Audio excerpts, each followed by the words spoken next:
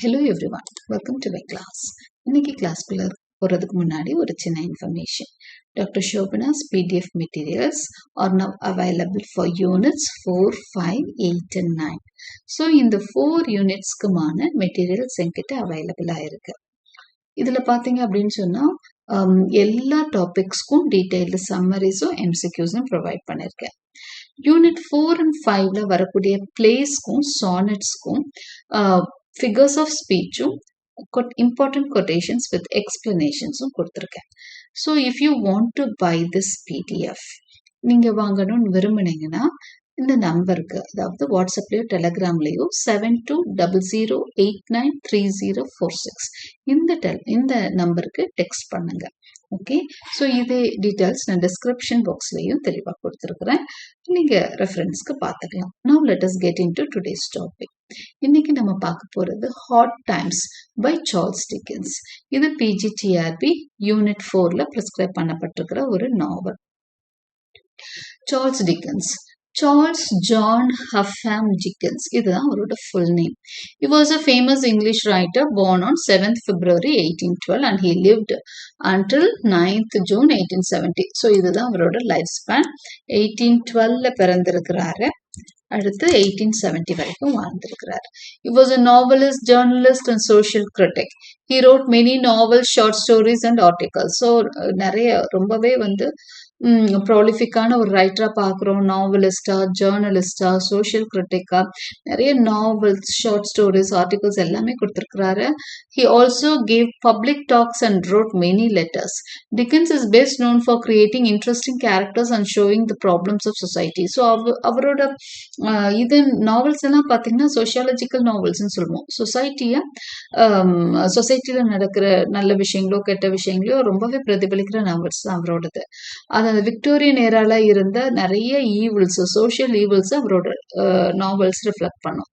His first big success came in 1836 with The Pickwick Papers. So first இவரோட பெரிய ஹிட்னு பார்த்தீங்கன்னா The Pickwick Papers. இது 1836ல வெளிவருது. His unique way of publishing stories in parts became very popular. அப்போ இதுல தான் ஜேர்னல்ஸ்ல தான் இவரோட ஸ்டோரிஸ் வெளியே வருது. சீரியல்ஸ் மாதிரி, இப்போ நம்ம டிவி சீரியல்ஸ் பார்க்குற மாதிரி அவங்க பார்ட்ஸ் சீரியல்ஸ் அவர் வெளியிடுறாரு. ரொம்ப பாப்புலர் ஆகுது. Readers were excited to read each new part and this helped him become very famous. ரொம்ப ஈகரா இருந்தாங்க இவரோட கதைகளை படிக்க, அதனால அவர் ரொம்ப ஃபேமஸ் ஆனார். Some of his most famous books are Oliver Twist, Great Expectations, Bleak House, Hard Times, David Copperfield and Christmas Carol. இதெல்லாம் அவரோட important novels. His stories often showed the life of poor people in early Victorian London. பொதுவாக அவரோட நாவல்ஸ்ல poor பீப்புளை தான் portray பண்ணியிருப்பாரு. Early Victorian லண்டன்ல இருந்து வாழ்ந்த புவர் பீப்புள், அடித்தட்டு மக்கள் தான் அவரோட கதாநாயகர்களா இருப்பாங்க. He made people think about problems like poverty, injustice and unfair laws. So இது மூலமா அவர் மக்களுக்கு ஒரு விழிப்புணர்வை ஏற்படுத்தணும்னு நினைக்கிறாரு. பாவர்ட்டி பத்தி, அவங்களுக்கு ஏற்படுற கொடுமைகள், இன்ஜஸ்டிஸ், அன்ஃபேர் லாஸ் பத்தி தெரிவிக்கணும்னு நினைக்கிறார். The word Dickensian is now used to describe hard living conditions on strange memorable characters like the ones in his books. So அவரோட டிக்கின்சியன் அப்படிங்கிற ஒரு டேர்மே அவர் பேரை வச்சு உருவாச்சு. டிக்கின்சியன் அப்படின்னா என்னன்னா, இந்த ஹார்ட் லிவிங் கண்டிஷன்ஸை யாராவது பேசினாங்கன்னா அவரை டிக்கின்சன் அப்படின்னு சொல்றாங்க. ஓகே, டிக்கின்சியன் அப்படின்னு சொல்றாங்க. அந்த அளவுக்கு அவர் அந்த ஹார்ட் வேர்ல்டு, அந்த ரொம்ப அடித்தட்டு மக்களோட லைஃப்பை பத்தி போர்ட்ரே பண்ணாலே இந்த டேர்மை வச்சு இப்போ கூப்பிடுற மாதிரி அவரோட நேம் பிரபலம் ஆயிடுச்சு. Now characters of this novel பார்க்கலாம். தாமஸ் கிராட்கிரைண்ட். இவர் ஒரு rich man who believes only in facts not feelings. He teaches his children to do the same. So இந்த தாமஸ் கிராட்கிரைண்ட் தான் அவர் ஒரு இம்பார்ட்டன்ட் கேரக்டர். அவர் எப்படி அப்படின்னா ஒரு ரிச் மேன், அவருக்கு ப்ராக்டிக்கலான லைஃப் லீட் பண்றவர். ஃபீலிங்ஸ், இமோஷன்ஸ்க்கு முக்கியத்துவமே கொடுக்க மாட்டார், உணர்ச்சிகளுக்கு முக்கியத்துவமே கிடையாது, உண்மை எது நிதர்சனம் இதை தான் பேசுவார். லூயிசா கிராட்கிரைண்ட் இவங்க தாமஸோட டாட்டர். ஓகே, இவங்க ரொம்ப வளர்றப்போ என்ன கன்ஃபியூஸ்டா ஒரு சேட, அவங்க அப்பா அப்படி வளர்ந்துட்டாரு. ஓகே, பொண்ணுக்கும் அதே விஷயத்த டீச் பண்றாரு. ஸோ அவங்க வந்து ரொம்ப சேடா கன்ஃபியூஸ்டா இருக்காங்க. இமோஷன்லெஸ்ஸா வாழ்றது அவ்வளோ கஷ்டமா இருக்கு. Because she was not allow to feel emotions as a child. இப்போ ஒரு குழந்தைக்குரிய எமோஷன்ஸ் கூட அவங்களுக்கு கொடுக்கல. அதனால அவங்க சேடா தான் இருக்காங்க. டாம் கிராட்கிரைண்ட் ஜூனியர், இது வந்து கிராட்கிரைண்ட் தாமஸோட இன்னொரு ஷார்ட் ஃபார்ம் தான் டாம். ஸோ இவன் வந்து அவரோட பையன், his son. He becomes selfish and greedy. He steals money from the bank. So அவங்க அப்பாவோட அந்த விஷயங்கள் அவனை கிரீடியா தான் மாத்துது, ரொம்ப செல்ஃபிஷாவும் மாத்துது. இவன் ஸ்டீல் பண்ற அளவுக்கு போறான், பேங்க்ல இருந்து ஸ்டீல் பண்ற அளவுக்கு டாம் கிராட்கிரைண்ட் போறான். Josiah Bounderby. He is a rich man who lies about his poor childhood. He marries Louisa. லூயிசாவை கல்யாணம் பண்ணிக்கிறவர் தான் ஒசையா பவுண்டர்பாய். இவன் வந்து ரொம்ப சீனியர், அவளை விட 2 மடங்கு வயசுல பெரியவன். அவளை கல்யாணம் பண்ணிக்கிறான். Sissy Jupe is a kind girl from the circus. She lives with the Gradgrinds and brings love and warmth. So இவ வந்து அவங்க ஃபேமிலியோட வாழ்றவ தான் சிசி. இவ ரொம்ப இமோஷனலான ஒரு கேர்ள். Mrs. Sparsit, இவங்க வந்து Bounderby's housekeeper. She wants to ruin his marriage and marry him herself. பவுண்டர்பை வந்து அந்த இவள நம்ம லூயிசாவை கல்யாணம் பண்ணது பிடிக்காத ஒரு லேடி தான் மிஸ்ஸஸ் பார்செட். அவனை எப்படியாவது தனியாக்கி அவங்க 2 பேரையும் பிரிச்சு நம்ம தான் கல்யாணம் பண்ணிக்கணும்னு நினைக்கிறான். ஸ்டீஃபன் பிளாக்பூல் அப்படிங்கிறவன் எப்பவோ but honest factory worker. Okay, அடுத்தது ரேச்சல் அப்படிங்கிறது kind factory worker who love Stephen and suppose James Harthouse. இவன் வந்து he's a rich man who tries to make Louisa fall in love with him for fun. இவன் வந்து ஏதோ பிளேஃபுல்லா லூயிசாவை love பண்ண வைக்கணும் அப்படிங்கிற மாதிரி எல்லாம் பண்ணிட்டு இருக்கிறவன் தான் ஜேம்ஸ் ஹார்ட்ஹவுஸ். மிஸ்டர் ஸ்லேரி வந்து circus owner who likes fun and feeling. He helps Tom run away. அடுத்ததா Bitzer. He is a cold and clever boy from Gradgrind school. Gradgrind வந்து ஒரு ஸ்கூல் ரன் பண்ணுவாரு, அதுல ஒரு கிளவர் பாய் தான் pitcher. Okay, mister ஸ்லேரி வந்து circus owner. Mister இதெல்லாம் சின்ன கேரக்டர்ஸ், அதனால we can just know them who they are. Okay, mister McChoakumchild, இவர் வந்து ஒரு ஸ்கூல் டீச்சர். மிஸ்ஸஸ் பெக்லர், இவங்க வந்து பவுண்டர் பாயோட real mother. Missus Gradgrind, Gradgrind's weak wife. கிராட்கிரைண்டோட ஒய்ஃப் தான் ரொம்ப வீக். அவங்க வந்து ஹஸ்பண்ட் சொன்னதையே கிளிப்பில மாதிரி சொல்லக்கூடிய ஒரு ஒய்ஃப் தான். ஸ்லாக் பிரிட்ஜ் அப்படிங்கிறவங்க loud speaker who makes the workers hate Stephen. Jane கிராட்கிரைண்ட்ங்கிறது younger daughter of Gradgrind. Okay, இதுதான் கேரக்டர்ஸ். இவங்க மைனர் கேரக்டர்ஸ். முக்கியமான கேரக்டர்ஸ் மேல நம்ம 4-5 பார்த்தவங்க தான். 4 or 5 characters, important characters. அடுத்து summary. Let us get into the summary of the novel. நான் summary மட்டும் தான் அதுல கொடுத்திருக்கேன், chapter wise போகல. Introduction to the world of Coketown. The novel is set in Coketown. Coketownன்ற இடத்துல தான் நாவல் வந்து நாவலோட செட்டிங் இருக்கு. It is an industrial city in England full of factories, smoke and strict rules. So இது வந்து ஒரு industrial சிட்டியா portray பண்ணியிருக்கிறாங்க. நிறைய ஃபேக்டரிஸ் இருக்குது, அதனால ஃபேக்டரிஸ் இருக்கிறதுனால ஸ்மோக் நிறைய இருக்கு, நிறைய ஸ்ட்ரிக்ட் ரூல்ஸோட இருக்கு. ஏன்னா ஆஃபீஸ் ஃபேக்டரிக்குள்ள போறது வர்றதுன்ட்டு நிறைய ஸ்ட்ரிக்ட் ரூல்ஸ் ஃபாலோ பண்றவங்க இருக்காங்க. The main character, Mr. Thomas Gradgrind, is a rich, retired businessman. So இவர் வந்து ரொம்ப பணக்காரர் தான் தாமஸ் கிராட்கிரைண்ட். ரிட்டையர் ஆயிட்டாரு. He strongly believes in facts, logic and self-interest. இவர் எதை நம்புறாரு? ஃபேக்ட்ஸ் தான் நம்புவார், லாஜிக் தான் நம்புவார். இது எல்லாம் இப்படிதான் இப்படிதான் அப்படின்னு ஒரு லாஜிக்கோட தான் பேசுவார், செல்ஃப் இன்ட்ரெஸ்டோட இருப்பார். He does not allow imagination, feelings or fun. அவரோட லைஃப்ல கற்பனைக்கு இடம் இல்ல, உணர்வுகளுக்கு இடம் இல்ல, ஜாலியா இருக்கிறதுக்கு இடம் இல்ல. He raises his children, Louisa and Tom, in the strict way and opens a school to teach other children the same.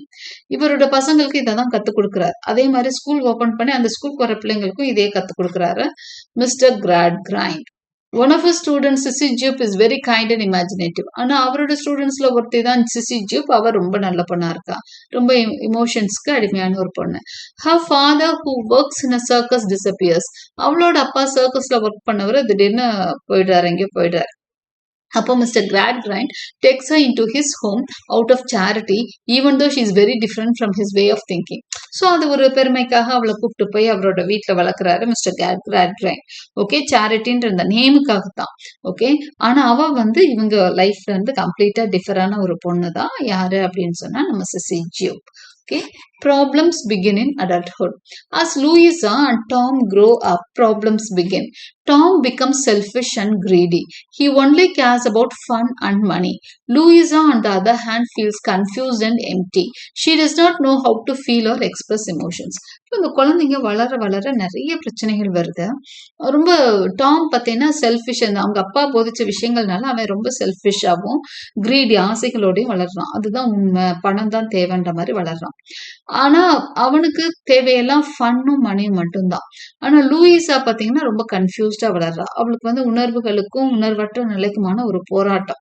அதனால கன்ஃபியூஸ்டா ஒரு மாதிரி எம்டியா ஃபீல் பண்றா. லைஃப்ல ஒரு ஒரு இன்ட்ரெஸ்டே இல்லாம அவ இருக்கா. ஓகே, எப்படி இமோஷன்ஸ் எக்ஸ்பிரஸ் பண்றது, எக்ஸ்பிரஸ் பண்ணா திட்டுவாங்களேன்னு அவ ஒரு குழப்பத்துல வாழ்ந்துட்டு இருக்கா. Louisa agrees to marry Mr. Oziah Bounderby, a friend of her father. Bounderby is a rich factory owner and banker, but is much older than her. He always brags about being a self-made man, saying he was abandoned by his mother and grew up in poverty. But this later turns out to be a lie. இந்த ஓசியா பவுண்டபாயின்ற ஒருத்தனை வந்து Louisa வந்து கல்யாணம் பண்ணிக்க agri பண்ணிக்கிறான். அவன் வந்து friend to her father, அப்பாவோட ஃப்ரெண்ட் அவரை கல்யாணம் பண்ணிக்க சம்மதிக்கிறான். ஏன்னா அவர் ஒரு ரிச் ஃபேக்டரி ஓனர். ஓகே, ஒரு பேங்கர், அவர் பேங்க் வச்சிருக்கிறாரு. அவளை விட 2 times ஓல்டர். இவளுக்கு இப்போ 15 16 இயர்ஸ் 17 இயர்ஸ் அப்படின்னா 34 35 இருக்கக்கூடியவர் தான் அவர். He always brags about being a self made man. அவர் எப்பவும் போஸ்ட் பண்ணிட்டே இருப்பாரு. நானே உருவாக்கிக்கிட்டேன், என்னோட இந்த வளர்ச்சிக்கு காரணம் நானே தான், எனக்கு யாருமே கிடையாது, எங்க அம்மா எங்க அப்பா எல்லாம் என்ன சின்ன வயசுலயே தத்தளிக்கு விட்டுட்டு போயிட்டாங்க அப்படின்லாம் சொல்லுவாரு. நான் பாவர்ட்டியில வளர்ந்து நானே பெரிய ஆளாயிட்டேன். ஆனா அதெல்லாம் பொய் அப்படிங்கிறது பின்னாடி தெரிய வருது. டாம் ஏன்னா அவங்க பேரண்ட்ஸ் எல்லாம் நல்லா தான் இருக்காங்க. Tom gets a job at Bounderby's bank. பவுண்டர்பையோட பேங்க்ல டாமுக்கு வேலை கிடைக்குது. Sissy continues to live with the Gradgrinds and helps take care of the younger children. So அந்த சில்ட்ரனை பாத்துக்கிறதுக்காக, வீட்டுல அவங்களோட சிஸ்டர்ஸ் பிரதர்ஸை பாத்துக்கிறதுக்காக சிசி அவங்க வீட்டுல தொடர்ந்து வாழ்ந்துட்டு இருக்கிறா. Okay, Stephen Blackpool struggles. அடுத்த character in another part of Coketown. Coketownல இன்னொரு பக்கத்துல we meet Stephen Blackpool, a poor factory worker. இவன் வந்து ஒரு ஹேண்ட்னு சொல்லுவாங்க இந்த நாவல்ல. ஹேண்ட்னா ஒரு கை, ஒரு ஒர்க்கரை அப்படிதான் அவங்கள பொறுத்த வரைக்கும் ஒரு ஹேண்ட், இன்னொரு ஹேண்ட் வேணும் அப்படின்னு சொல்லுவாங்க இல்லையா. இன்னொரு ஹேண்ட் அந்த இடத்துல என்னன்னா இன்னொரு ஒர்க்கரை இன்னொரு ஹேண்ட் அப்படின்னு சொல்லுவாங்க. ஸோ கை, அந்த ஒர்க் பண்றதுக்கு ஒரு கை, ஒரு ஆள் அப்படின்ற மாதிரி. He is in love with a kind woman called Rachel. எது நான் எப்படின்னா ப்ரொனவுன்ஸ் பண்ணலாம். ஓகே, ஸோ ரக்கேல் மேல இவருக்கு ஒரு லவ் இருக்குது, இந்த ஸ்டீஃபன் பிளாக்பூலுக்கு. Okay, so he is this yes, excuse me. So Stephen is a poor factory worker and he is in love with Rachel. Okay, but he cannot marry her because he already has a terrible drunk wife who often disappears. அவனுக்கு already marriage ஆயிடுச்சு. அவனோட wife வந்து ஒரு drunkard, alcoholic. Okay, அவ ரொம்ப பிரச்சனை பண்ணிட்டே இருப்பா, திடீர்னு போயிடுவா, திடீர்னு வருவா. அந்த மாதிரி ஒரு கேரக்டர் தான் அவனோட ஒய்ஃப். அதனால அவனுக்கு வந்து he is falling in love towards Rachel. Okay, Stephen asks Bounderby for a divorce, but Bounderby tells him that only the rich can afford it. அப்போ இவர் என்ன சொல்றாரு அப்படின்னா, ஸ்டீஃபன் வந்து ஒரு டைவர்ஸ் வாங்கணும் அப்படின்னு சொல்லி அவங்க கிட்ட போய் பேசுறாரு பவுண்டர்பாய்ஸ்ட. அப்போ பவுண்டர்பாய் என்ன சொல்றாங்கன்னா, இதெல்லாம் உன்ன மாதிரி புவர் பீப்புளுக்குலாம் டைவர்ஸ் எல்லாம் கிடைக்காதுப்பா, ரிச் பீப்புளுக்கு தான் கிடைக்கும்னு சொல்லி அனுப்புறாங்க. One day outside Bounderby's house, Stephen meets a strange old woman called Mrs. Pegler who secretly visits Bounderby. Her story becomes important later. அடுத்ததான் இந்த இன்னொரு ஒரு கேரக்டர் நமக்கு இன்ட்ரடியூஸ் ஆகுது. அவங்க பேரு மிஸ்ஸஸ் பெக்லர். ஓகே, அதை அவங்கள ஸ்டீஃபன் வந்து மீட் பண்றான். அந்த கேரக்டர் முக்கியத்துவம் பின்னாடி தெரிய வருது. New trouble in Coketown. A fancy young man named James Harthouse comes to Coketown to start a political career. So இந்த ஊருக்கு இது பெரிய நாவல். ஓகே, 3 parts இருக்கிற நாவல். ஸோ இது இந்த ஒரு யங் மேன் வந்து அந்த ஊருக்கு வரான். அவன் பேரு ஜேம்ஸ் ஹார்ட்ஹவுஸ். இவன் என்ன பண்றான்னா ஒரு பொலிட்டிக்கல் கேரியருக்காக வரான், அதாவது அரசியல் இறங்க வரான். He wants to learn from Grand Grind and soon falls in love with Louisa. அவன் வந்து கிராண்ட் கிரைண்ட் இருந்து அவரை பெரிய ஃபேக்ட்ஸ் எல்லாம் பேசுறவரு, அவர்கிட்ட நிறைய தெரிஞ்சுக்கணும்னு கத்துக்க வரான். லூயிசா மேல காதல் வயப்படுறான். He tries to charm her and make her love him too. Mrs. Sparsit, Bounderby's proud but sneaky housekeeper, notices this and hopes to ruin Louisa. இப்போ அவன் வர்றவன் என்ன பண்றான்னா லூயிசாவை லவ் பண்ணணும்னு ட்ரை பண்றான். இத வந்து மிஸ்ஸஸ் பார்சிட் அவனுக்கு வந்து அவளை தன்னை காதலிக்க வைக்கணும்ன்றதுல ரொம்ப துடிப்பா இருக்கான் இவன் ஜேம்ஸ் ஹாட் ஹவுஸ். இதை நோட் பண்ற மிஸ்ஸஸ் பார்சிட் என்ன பண்றாங்க, இவளை எப்படியாவது அதை மாத்தி விட்டு இங்க லூயிசாவுக்கும் பவுண்டர்பாய்க்கான மேரேஜை பிரேக் பண்ணணும்னு நினைக்கிறாங்க. ஏன்னா பவுண்டர்பாயை கல்யாணம் பண்ணிக்கணும்னு அவங்க நினைக்கிறாங்க. Okay. At the same time, factory workers try to form a union for their rights. A dishonest man named Slackbridge leads them. Stephen refuses to join because he believes it will only cause more problems. As a result, he is kicked out by the workers and fired by Bounderby. இப்போ factory workers எல்லாம் என்ன பண்றாங்கன்னா ஒரு union form பண்றாங்க. இந்த யூனியனுக்கு லீடரா slack பிரிட்ஜ்னு ஒருத்தன் வரான். அவன் ரொம்ப டிஸ்ஆனஸ்ட் மேன், அவனை நம்பிக்கைக்குரியவனே கிடையாது. ஆனா மத்தவங்க எல்லாம் நம்புறாங்க. ஸ்டீஃபன் வந்து இதுல ஜாயின் பண்ணிக்க மறுக்கிறான். இந்த ஃபேக்டரி யூனியன்ல நான் ஜாயின் பண்ணல, இது பிரச்சனையில தான் விடும்னு நம்புறான். ஆனா அது வந்து அவனுக்கு தான் பிரச்சனையா முடியுது. யூனியன்ல இருந்தும் வெளியே போயிடுறான். அதே மாதிரி பவுண்டர்பாய் ஃபேக்டரியில இருந்தும் அவனை ஃபயர் பண்ணிடுறாங்க, வெளியே விட்டு தூக்கிடுறாங்க. Louisa admires Stephen's honesty. He gives him money before he leaves Coketown to find work elsewhere. ஆனா லூயிசாக்கு வந்து ஸ்டீஃபனோட honesty ரொம்ப பிடிச்சிருக்கு. அவன் வந்து அந்த இதுல ஓனரா இருக்கிறவ தானே, அதனால அவ என்ன பண்றா, ஓனரோட ஒய்ஃப்ங்கிறதுனால அவ என்ன பண்றா அப்படின்னு சொன்னா அவனுக்கு பணம் எல்லாம் கொடுத்து வேற எங்கேயாவது வேலை தேடிக்கோன்னு சொல்றான். Tom also talks to Stephen secretly and tells him to stand near the bank every night pretending it will help him. Stephen trusts him and waits but no help comes. இப்போ டாம் வந்து ஸ்டீஃபன்ட்ட வந்து ஆமாப்பா நீ ரொம்ப நல்லவனா இருக்க, இந்த bank கிட்ட நைட் தினம் இல்லை, உனக்கு எப்படியாவது ஒரு ஹெல்ப் வரும்னு சொல்லி எல்லாம் அவனை ஏமாத்துறான். Okay. Later the bank is robbed. அவன் அப்படி இவன் சொன்னோன்னு ஸ்டீஃபன் நம்பிட்டு பேங்க் பக்கத்துல போய் நிக்கிறான். தினம் நைட்டு உனக்கு ஒரு ஹெல்ப் வரும் அப்படின்னு சொல்றான். போய் நிக்கிறான். ஆனா ஒரு ஹெல்ப்பும் வரல. ஆனா திடீர்னு ஒரு நாள் அந்த பேங்க் வந்து ராபரி ஆயிடுச்சு, பேங்க்ல திருடு போயிடுச்சு. And because Stephen had been seen outside, everyone blames him. Stephen வந்து டெய்லி வெளியே அவனை தான் நாங்க பார்த்தோம்னு எல்லாம் பிளேம் பண்றாங்க. ஆக்சுவலா டாம் செஞ்ச வேலை. அதுக்குதான் அவன் என்ன பண்றான், ரொம்ப கிளவரா இவனை தினம் நைட்டு வெளியே நிக்க வச்சு இவனை சிக்க வச்சிடுறான் அந்த பிளாட்ல. Okay. But the truth is Tom stole the money. Tom தான் திருடி இருக்கான், ஆனா ஸ்டீஃபனை சிக்க வச்சுட்டான். Louisa's breakdown and truth revealed. James Harthouse tries to get close to Louisa. She agrees to meet him, but instead she runs away to her father.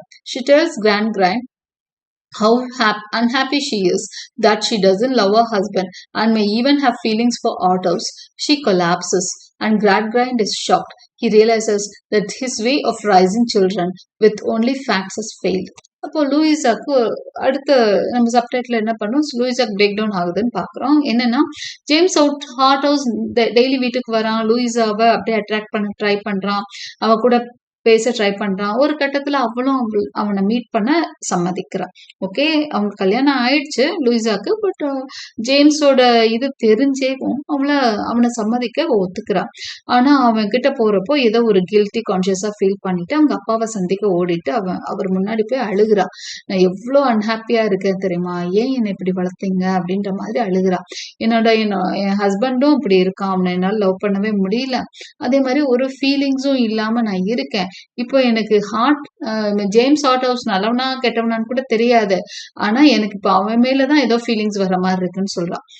இதை சொல்லிட்டு அப்படியே collapse ஆகி கீழே விழுந்துடுறான். கிராட் கிரைண்டுக்கு பயங்கர ஷாக்கிங்கா இருக்கு. அப்போ நம்ம ட்ரூத்து, நிதர்சனம் எது, உண்மை எது, இதை பார்த்தா வளரணும்னு வளர்த்தது தப்போ, இமோஷன்ஸ் இல்லாம வளர்த்ததுனாலதான் நம்ம பிள்ளை இப்படி ஆயிடுச்சோன்ற மாதிரி அவர் he realizes that his way of raising children with only facts has failed. இப்ப நாம வளர்த்த முறை தப்புன்னு அவர் உணர்றாரு. Sissy, who cares deeply for Louisa, tells Athos to leave town forever, and he does. Bounderby is angry that Louisa has left him. He tries hard to catch Stephen, thinking he is the thief. இப்போ meanwhile என்ன ஆகுது அப்படின்னா, CC வந்து hot house பார்த்து, James hot house பார்த்து என்ன சொல்றான், உன்னால லூயிசாக்கு நிறைய ப்ராப்ளம் ஆகுது. அவன் அந்த வீட்லயே இருந்தவ, அவங்க நன்றி கடனா செய்யறான். ஹாட் ஹவுஸ்ல போய் மரியாதையா டவுனை விட்டு ஓடி போயிடு, நீ வந்ததுனால அவங்க ஃபேமிலிக்குள்ள கூட போன, அவனை மிரட்டணும்னு அவனும் போயிடுறான். இப்போ பவுண்டர்பைக்கும் ரொம்ப கோவம் வருது, லூயிசா வந்து நம்மளை விட்டுட்டு போயிட்டா அப்படிங்கிற மாதிரி, அவங்க அப்பா வீட்டுக்கே போயிட்டான்னு. He tries hard to catch Stephen, thinking is the thief. இன்னொரு பக்கம் ஸ்டீஃபன் தான் வந்து திருடிட்டான்னு சொல்லி அவனை பிடிக்கவும் ட்ரை பண்ணிட்டு இருக்கான். Meanwhile, Stephen is returning to clear his name, but he falls into a deep mine shaft called Old Hell Shaft. Rachel and Louisa find him, but he dies after an emotional goodbye. His death proves his innocence. அப்புறம் அவன் இதுக்கு இடையில Stephen வந்து தன்னோட பேர், அதாவது கெட்டு போச்சு, அவனோட பேரு வந்து எல்லாம் திருடன்னு சொல்லிட்டு இருக்காங்க, தன்னை ப்ரூவ் பண்ணணும்னு வர்றான். ஆனா அப்படி வர்றப்போ ஒரு மைண்ட் ஷாஃப்டுக்குள்ள அவன் விழுந்துடுறான். ஓகே, அதாவது மைன்ஸ்னா தெரியும் இல்லையா, சுரங்கங்களுக்காக வெட்டி வச்சிருக்க குழி, அதுல தவறி விழுந்துட்டான். அது ப்ராப்பரா இறங்கிதான் எல்லாரும் போவாங்க. பட் அவன் வந்து தவறி விழுந்ததுனால அது ஒரு பழைய மைன் வேற, அதனால அவன் ரொம்ப கஷ்டப்பட்டுதான் அவனை எடுக்கிறாங்க.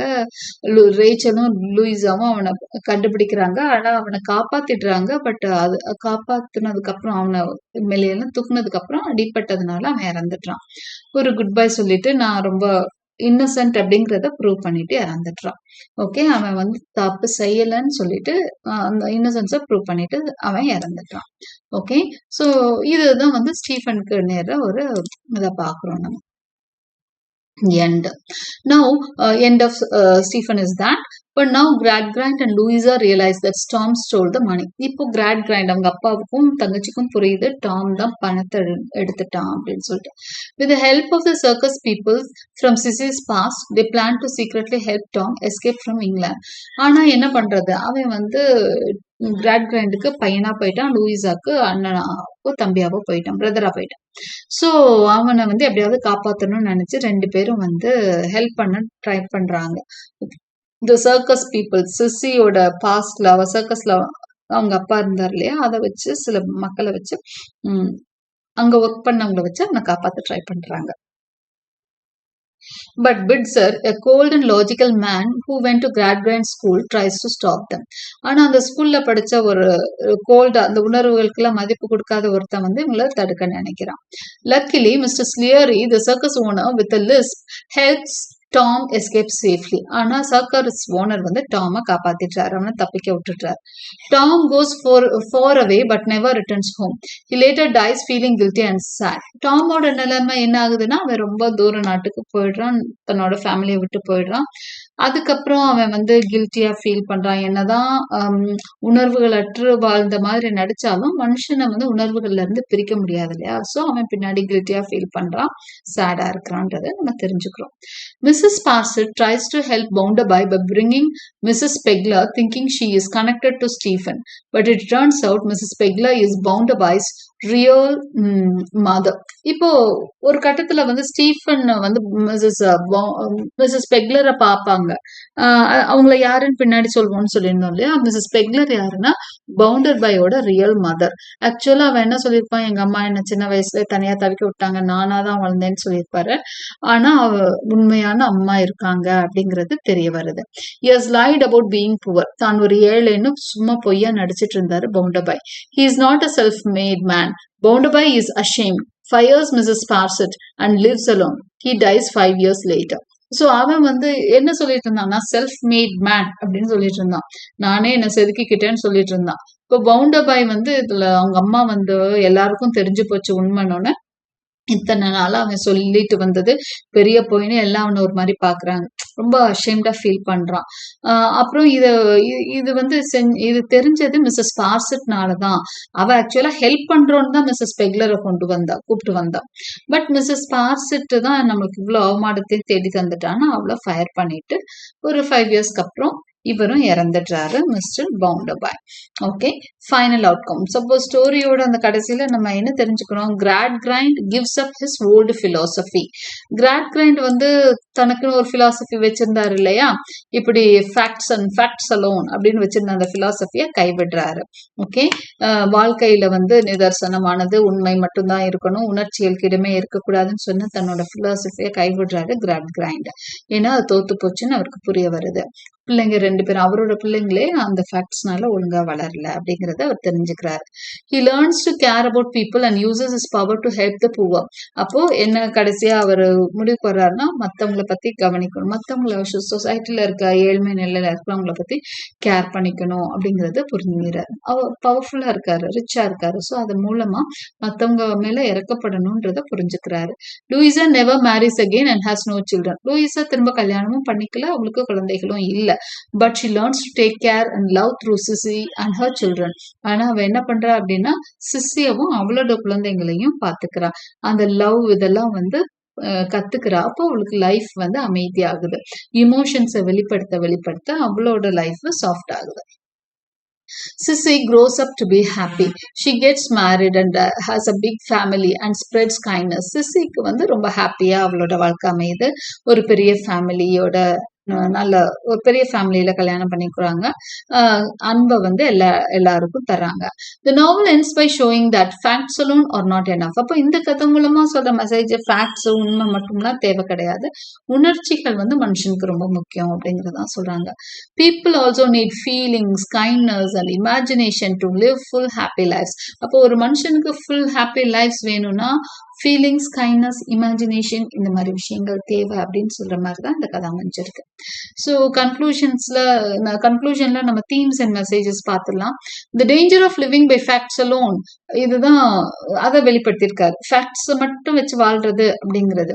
Dickens criticises system that values only reason and ignores emotions, imagination and compassion. அவர் வந்து இந்த மாதிரி ஒரு சிஸ்டம் கிரிட்டிசைஸ் பண்ற டிக்கன்ஸ். ஏன்னா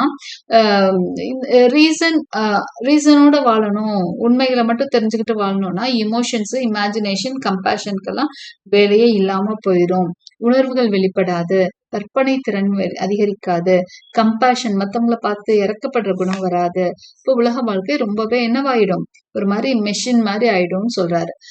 த struggles of the working class பத்தி ரொம்ப அழகா அந்த பிளேல, அந்த நாவல்ல அவர் வந்து விளக்கியிருக்காரு. ஸ்டீஃபன் பிளாக்மூரோட ஸ்டோரி மூலமா அவர் எதை ஹைலைட் பண்றாருன்னா, the hardships of factory workers. Factory ஒர்க்கர்ஸோட ஹார்ட்ஷிப்ஸை ரொம்ப அழகா வெளிக்கொண்டு வர்றாரு. And lack of justice in industrial society.